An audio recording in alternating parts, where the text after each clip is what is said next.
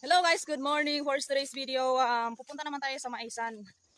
Kasi ako naman yung magsaking ngayon kasi si Papa nagsakit.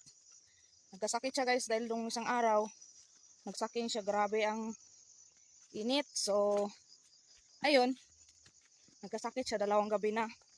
So, I decide na, sabi ko ako na lang muna magsaking. Kakayanin kahit mabigat. Medyo mabigat kasi yun guys kasi malaki yung mga puso ng mais.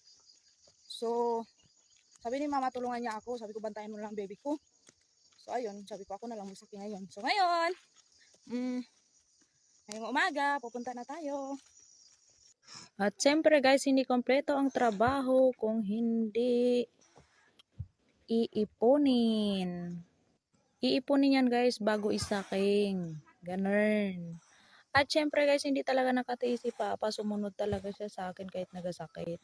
At ito na nga guys, nagsaking na kami ni Papa. Gusto niya daw magpapawis kaya o sige, payagan ko na lang. O sige pa, help me. O yan na nga, nagtahi na nga siya. Uwi na nga ako guys, tapos na ako magsaking. Syempre, naiwan si Papa. Nagpapapawis pa. Para naman tumalab yung ininom niyang gamot. So, syempre, before ako umuwi, kumuha ako ng upas ng saging.